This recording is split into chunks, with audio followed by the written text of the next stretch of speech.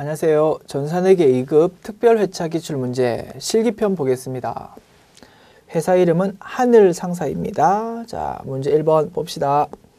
사업자 등록증이 제시되어 있고요. 회사 등록 메뉴에서 틀린 것 고치는 문제입니다. 회사 등록 메뉴입니다.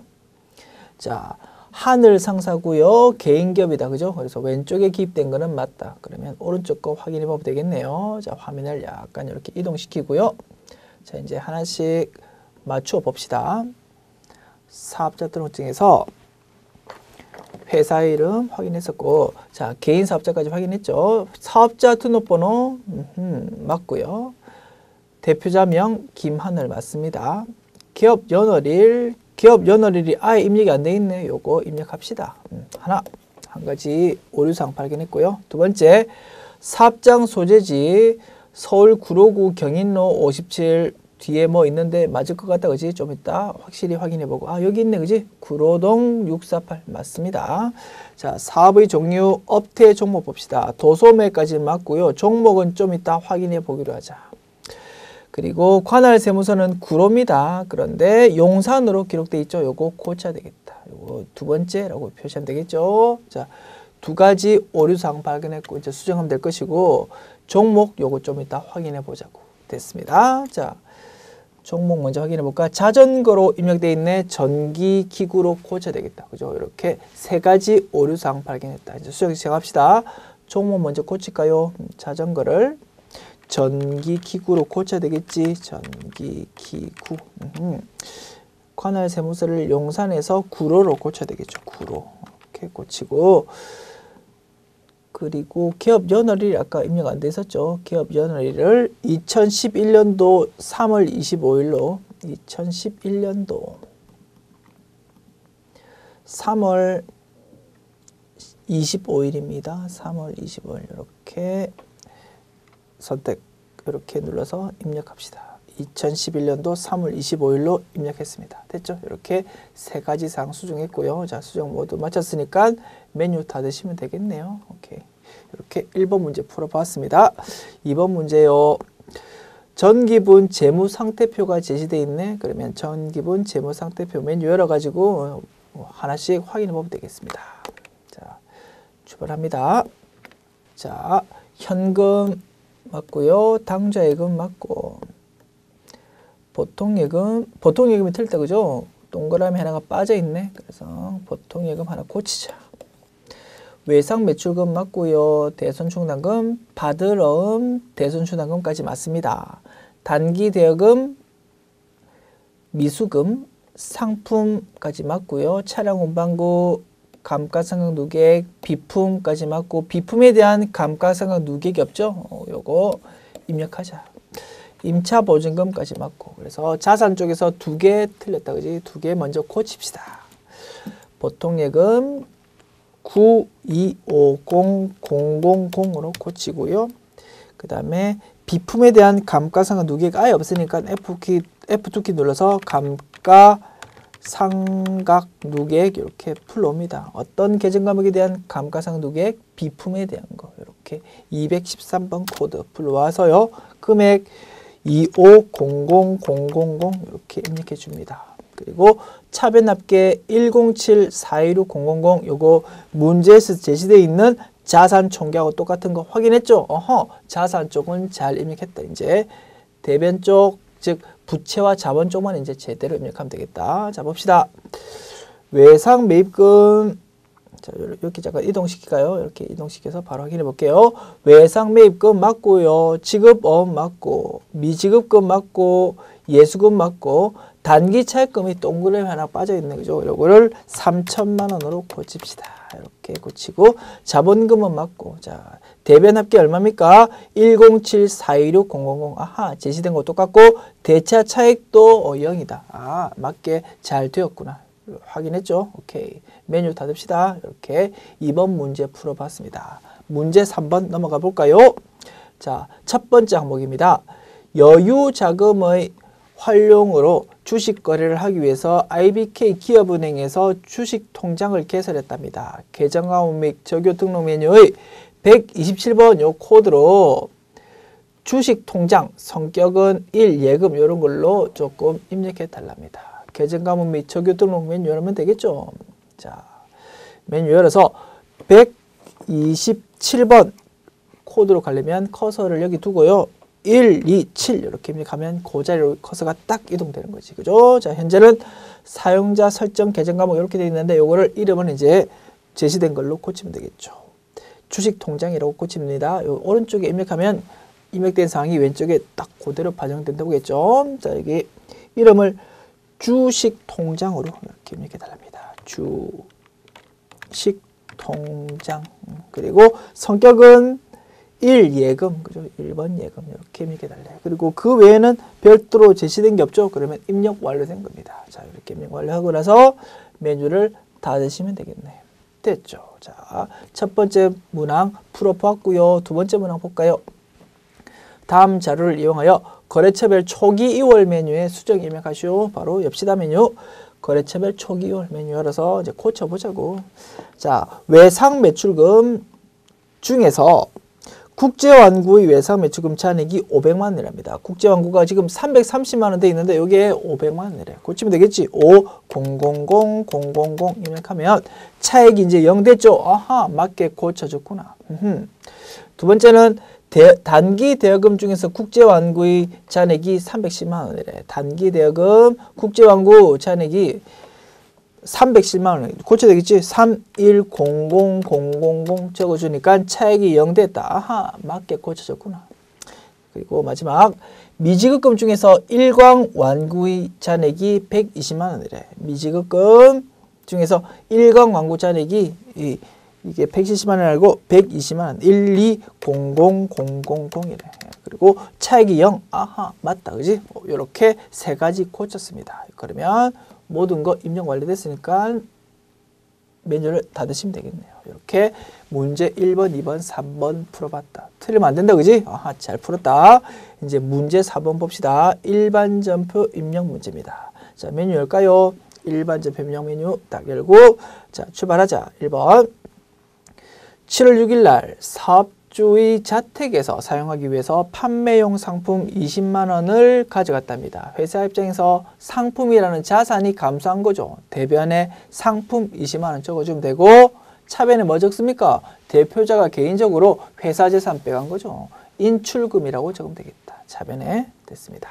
7월 6일 입력할까요? 7월 6일 대변 먼저 적읍시다. 대변에 상품이라는 자산의 감소. 금액은 20만 원입니다. 2000000 적어주고요.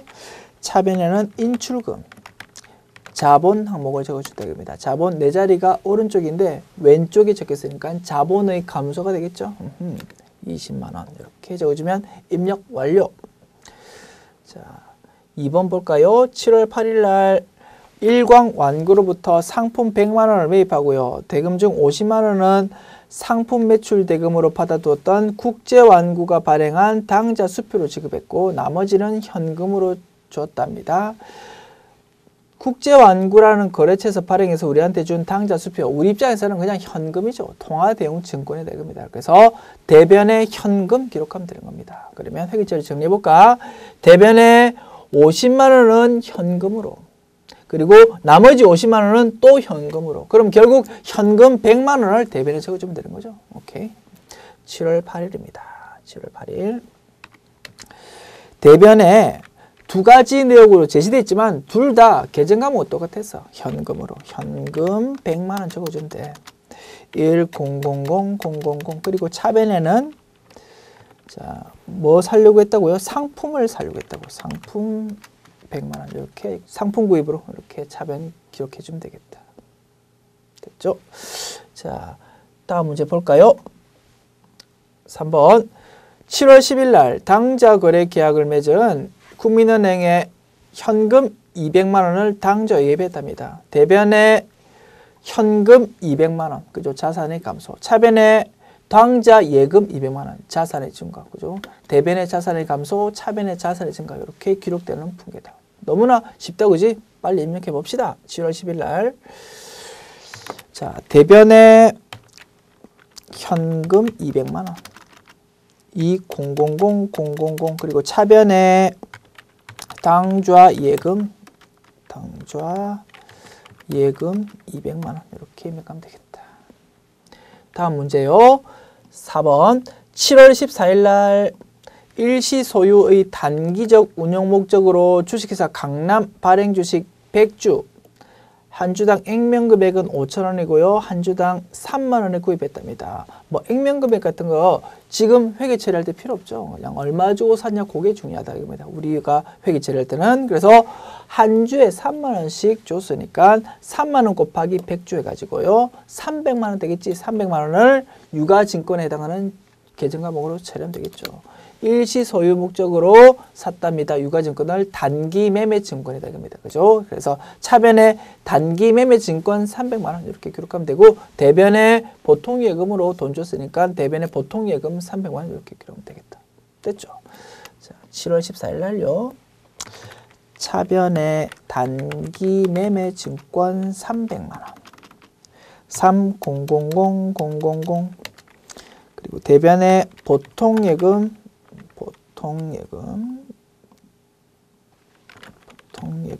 300만 원 이렇게 기록하면 되겠다. 됐죠. 5번요. 7월 24일 사업용 건물을 건설하기 위한 토지를 취득하고 취득세 120만 원을 신한카드로 납부했답니다. 자, 취득세 취득 부대 비용이죠. 그래서 비용 말고 자산으로 처리한다. 어떤 자산 취득하려고? 토지라는 자산 취득하려고. 그래서 차변에 토지 120만 원 이렇게 기록하면 될 것이고요. 대변에 신한카드로 납부했답니다. 카드로 결제했다는 거죠. 카드로 결제하면 계정 과목은 우리가 알고 있는 로직대로 판단하고 거래처를 이제 상대방 어디 가게에서 신용카드 껐으면 그 가게 이름 알고 신용카드사로 적어준다. 그것만 신경 쓰면 된다고 했죠. 자. 지급 채무가 발생했습니다. 그런데 요거 우리 주된 영업활동 아니죠? 그러면 계정과목 뭐라고? 미지급금으로 처리한다. 그래서 대변에 미지급금 이렇게 처리하고 다만 거래처를 카드사인 신한카드로 처리하면 되는 상황이다 이거지. 됐죠? 분석 끝났다. 7월 24일 날.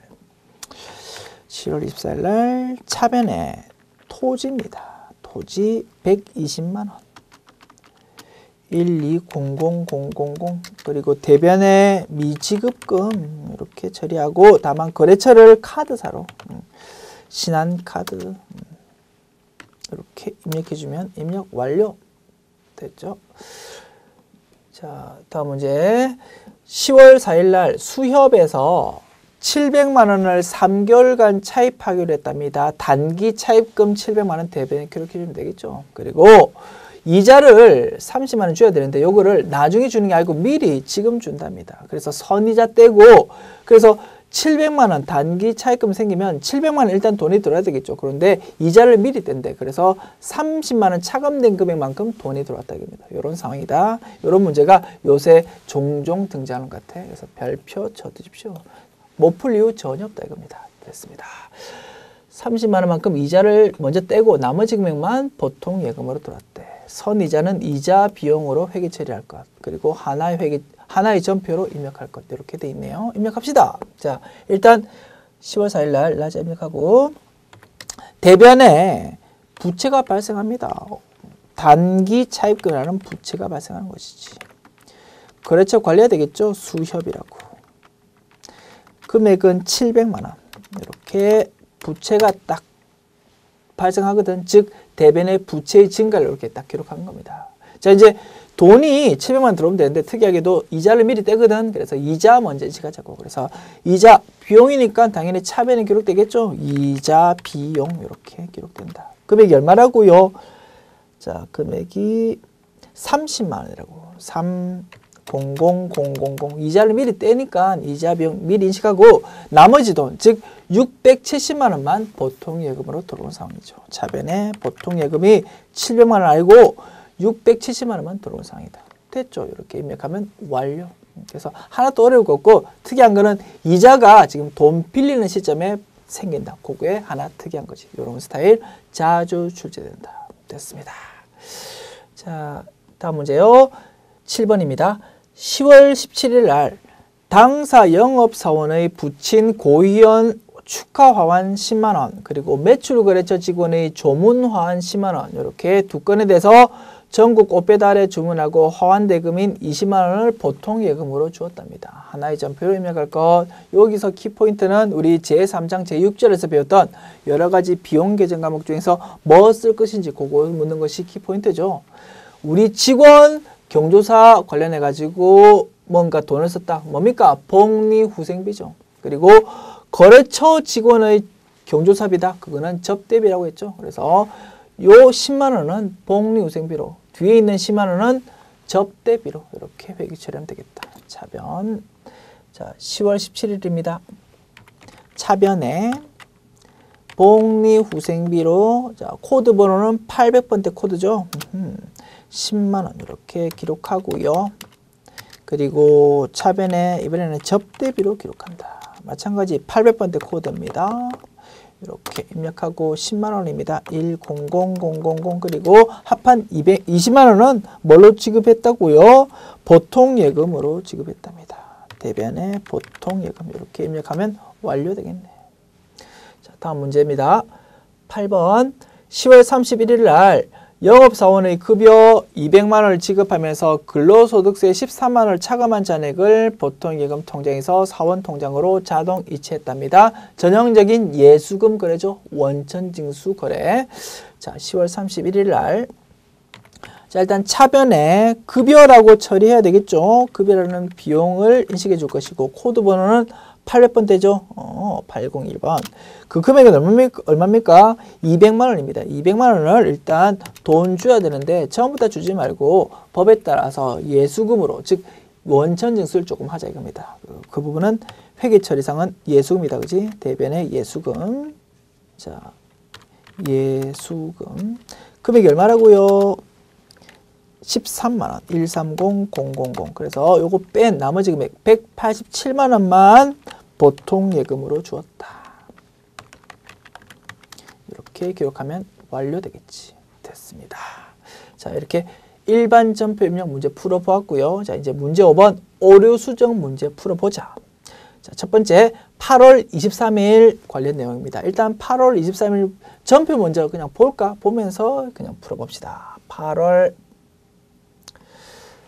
23일 이렇게 전표 보니까 차변에 단기 매매 증권, 대변에 현금 이렇게 처리되어 있네. 요게 보니까 단기 매매 증권을 구입하고 현금 150만 원을 지급한 것으로 지금 딱 회계 처리되어 있는데 여기에는 수수료 만 원이 포함되어 있었답니다. 본 문제에서 수수료 비용은 영업의 비용으로 처리한다고 되어 있네. 자, 보십시다. 차변 내 단기 매매 증권 150만 원만 달랑 기록되어 있는데 사실은 150만 원 지급한 거에는 수수료까지 포함되어 있었대. 자, 단기 매매 증권의 취득은 중요하다고 했습니다. 왜냐하면 예외적인 사항이 있었겠으니까. 자, 일반적으로 자산을 사면서 수수료나 세금이나 운반비 같은 거 짜잘한 돈이 들어가면 그거 전부 다 취득 부대 비용으로 보아서 자산으로 처리한다. 그런데 딱 하나 예외. 단기 매매 증권의 경우는 그 짜잘한 지출을 별도로 이렇게 비용으로 뗀다고 했죠. 그래서 수수료가 발생하면 수수료 비용이라고 별도 비용으로 이렇게 다른 계정 과목으로 처리해 준다고 했습니다. 자산에 해당하는 단기 매매 증권이 아니고 수수료 비용으로. 그죠? 그리고 거기서 나오는 수수료 비용은 영업 외 비용으로 분류된다고 했죠. 그래서 코드 번호는 900번대에 해당한다고 했습니다. 됐죠? 그 내용을 묻고 있는 것이다. 그래서 돈이 150만 원 나갔어. 그런데 사실은 여기에 수수료가 만 원 섞여있거든. 그래서 149만 원만 주식 가격이고요. 만 원은 수수료였대. 그러면 단기 매매 증권 금액을 150만 원이 아니고 149만 원으로 고쳐줘야 되겠다 이겁니다. 그죠? 1490000 이렇게, 그죠? 1490000 이렇게 고쳐주는 것입니다. 그리고 만 원만큼은 수수료 비용으로 처리해달라.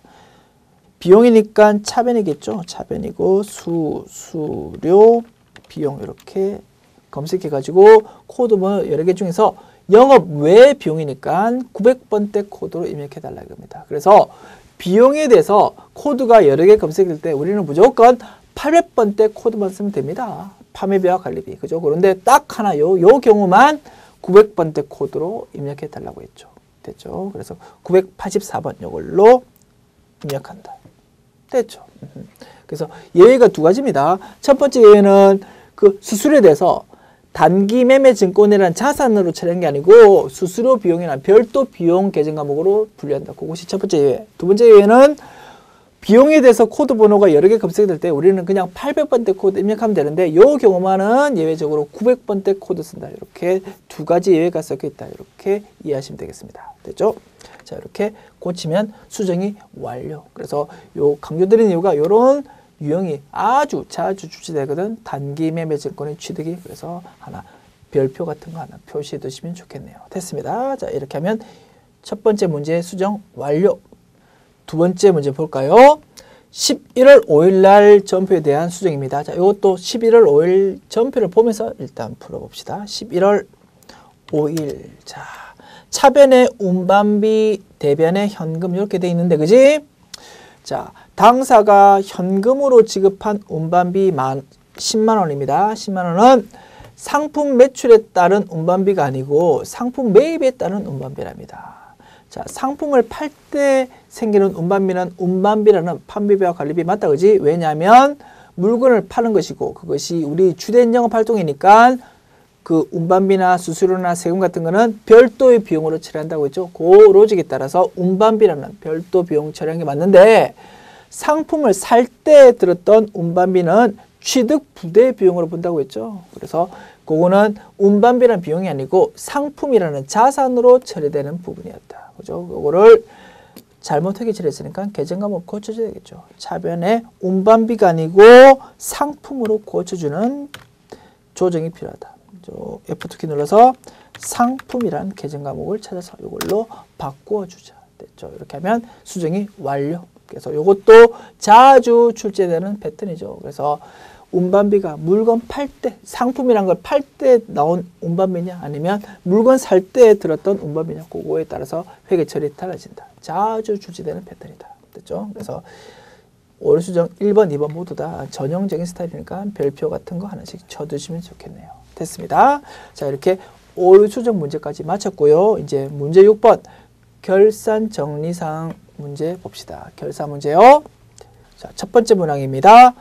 결산일 현재 국민은행으로부터 차입한 다음의 단기 차입금에 대한 경과이자분을 월할 계산하랍니다. 거래침략을 생략하라 이렇게 되어 있네요. 자, 원금은 900만 원짜리고요. 이자율은 연 8%입니다. 차입일은 올해 11월 1일 날 빌렸다고 하네요. 그리고 차입기간은 6개월이고 이자 지급은 내년 4월 30일 즉 만기일에 이자 주기로 했답니다. 자, 회사는 이자 비용 같은 거 아직 하나도 인식 안 했다는 거죠. 왜? 이자를 내년에 줄 거니까. 그렇지만 발생주에 따라서 올해 해당하는 이자를 비용으로 인식하자 이겁니다. 그죠? 그래서 올해 해당하는 이자는 자, 달수로 따지면 몇 달치입니까? 2달치죠. 올해 11월 1일 날 차입금이 생겼으니까 11, 12 두 달치에 대한 이자를 이자 비용 이렇게 인식하자입니다. 그러면 차변에 이자 비용 인식하고 대변 계정 과목 뭐겠습니까? 미지급 비용이라는 부채겠죠. 그렇게 인식하면 되겠다. 이제 금액 계산해 볼까? 연 8%니까 1년치 이자가 얼마입니까? 900만 원 곱하기 8%한 거죠. 그래서 여기 바로 써봅시다. 900만 원 곱하기 8% 여기 1년치 이자인데 개월수로 12개월이다. 그죠? 12개월 분의 우리가 지금 필요한 이자는 2달치죠. 그래서 2달치 이렇게 12분의 1을 이렇게 곱하면 되겠다. 겁니다. 됐습니까? 요게 2달치 이자다. 자, 900만 원 곱하기 0.08 하면은 72만 원이거든. 72만 원이 1년치 이자야. 그런데 그 중에서 12분의 1을 곱하면 곱하기 2 나누기 12입니다. 그러면 12만 원 되겠다. 겁니다. 12만 원이 2달치니까 요거를 미지급 비용이라는 부채로 인식하자. 됐죠? 자, 12월 31일자로 입력해야 되겠죠. 그죠? 결산 문제. 즉, 기말 수정 분기니까. 12월 31일자. 차변 먼저 입력합시다. 이자 비용. 얼마요? 12만 원. 120000 이렇게 입력하고 대변의 미지급 비용이라는 부채로 기록하자. 12만 원. 이렇게 하면 1번 완료. 자, 다음 문제 볼까요? 두 번째 문항. 12월 27일에 수령한 단기 대여금에 대한 이자 수익 중에서 결산일 현재 미경과분 50만 원이 있답니다. 자, 우리가 단기 대여금에 대해서 이자를 받았답니다. 돈을 받았지. 그래서 돈 받은 거를 전부 다 이자 수익이라는 수익으로 인식이 되는데 그 중에서 결산일 현재 미경과분 아직 기간 도래 안 한 것, 즉 내년 이자를 미리 받았던 게 얼마 있더랍니다. 50만 원. 그러면 그 부분은 어떻게 처리해야 됩니까? 내년 걸 미리 땡겨서 받은 거니까 선수 수익이라는 부채로 인식해야 되겠죠. 즉 이자 수익이라는 수익이 대변에 너무 많이 기록되어 있으니까 그거를 차변에 좀 적어가지고 좀 줄여주고 대신 대변에다가 그 부분은 내년 거 미리 받은 거예요라는 의미에서 선수 수익이라는 부채로 기록하는 과정이 필요하다 이겁니다. 됐죠? 그래서 차변에 이자 수익이라는 게 너무 많이 계산됐으니까 차변에 이자 수익 비용의 감소를 여기 차변에 적어준다. 얼마요? 금액이 50만 원. 자, 500000 이렇게 적어주고 그 부분을 내년 거 미리 땡겨서 받았던 거니까 선수 수익이라는 부채로 이렇게 기록해 주는 것이지. 됐죠? 이렇게 입력하면 두 번째 문제 입력 완료고요. 자, 참고로 12월 27일에 돈으로 받았던 거를 전부 다 이자 수익이라는 수익으로 인식했다라는 요 단서 내용이 나와 있죠. 요거를 한번 확인해 보자고. 일반적 입력에서 물론 그런 거 확인 필요 없습니다만 그냥 참고 삼아 확인해 보자. 12월 27일 날 회계 처리 어떻게 되었었는지 보자고. 봅시다. 아하, 이렇게 돼 있네. 차변에 현금 250만 원, 이자로 250만 원 받았나 보다. 그죠? 요거를 전부 다 이자 수익이라는 올해 수익으로 인식했었다 이겁니다. 됐죠? 이제 정책 앞에 시작했다, 그지? 아, 전부 다 이자 수익이란 걸로 인식했는데 그 중에서 내년 거 미리 땡겨받은 게 있으니까 그 부분을 조금 전에 조정해 보았다 이겁니다. 다시 12월 31일 날 거 분기에 돌아옵시다. 이해가시죠? 어하, 이자 수익이 너무 많이 되었으니까 차변 쪽에 조금 조정해 줬다. 됐습니다. 다음 문제 볼게요. 3번 결산일 현재 장부상 현금 잔액은 다음과 같다고 가정하며 그 차액의 원인은 알 수 없답니다. 현금 과부족 계정을 쓰지 말랍니다. 봅시다. 장부에 보니까 현금 금액이 이렇게 돼 있답니다. 그런데 실제 금고 뒤져보니까 요거 있대. 자, 차익 얼마 있나 확인해 볼까? 4935000 빼기 4920000 하면은 15만 원만큼 장부 금액보다 실제 금액이 더 작은 거죠. 그러면 어떻게 합니까? 장부 금액을 일단 실제 금액에 맞춰가지고 조정해 줘도 될까입니까? 그래서 현금이라는 자산을 일단 대변에 적어서 감소시킵니다. 15만 원만큼. 그래서 실제 금액하고 똑같이 맞춰주는 거지. 그리고 차변에 뭐라고 적습니까? 현금 과부족이라고 적었죠. 정체가 앞에 밝혀질 때까지 요 임시 계정값을 쓴다 이겁니다. 현금 과부족 15만 원 이렇게 기록하는 거지. 그렇고 결산일까지 끝까지 정체가 안 밝혀지면 요거 어쨌든 없애줘야 되겠죠. 대변으로 적어주고 차변에 뭐라고 적어줍니까? 잡손실이라고 적어줄 수밖에 없죠. 차변 쪽에 뭔가 적어줘야 되니까 수익이 아니고 비용이죠. 비용이면서 마땅히 이름이 뭐 저가방이 없으니까 잡손실로 처리할 수밖에 없다 이겁니다. 됐죠? 요게 일반적인 회계처리인데 이러한 현금 차익 발생을 발견한 날짜도 12월 31일이고 그리고 이제 오늘 입력해야 되는 날짜도 12월 30일이죠. 요 결산 추정 분기니까 그죠? 그래서 오늘 이렇게 현금 차이 나는 거 발견하는 분기와 정리하는 분기, 즉 정리해 볼까? 현금 과부족을 대변에다 적어주는 거죠. 현금 과부족 이렇게 없애주고 15만 원입니다. 이렇게 적어주고 차변에 잡손실 이렇게 적어줍니다.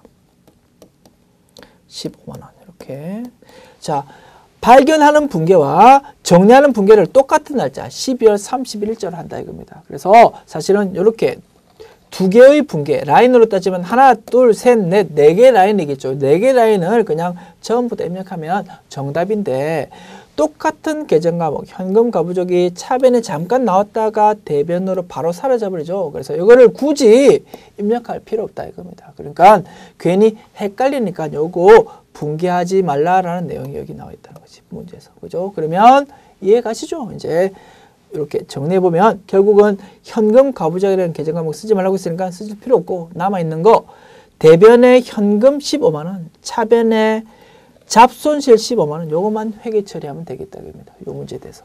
됐죠? 이렇게 분석했고 입력합시다. 그러면 자, 12월 31일자 차변의 잡손실 15만 원. 150000 대변의 현금 15만 원. 이렇게 입력하면 완료. 됐습니다. 다음 문제요. 4번 기말 합계 잔액시산표의 가지급금 8만 원은 본사 영업부 직원의 친해 출장비로 밝혀졌답니다. 거래처 입력은 생략하랍니다.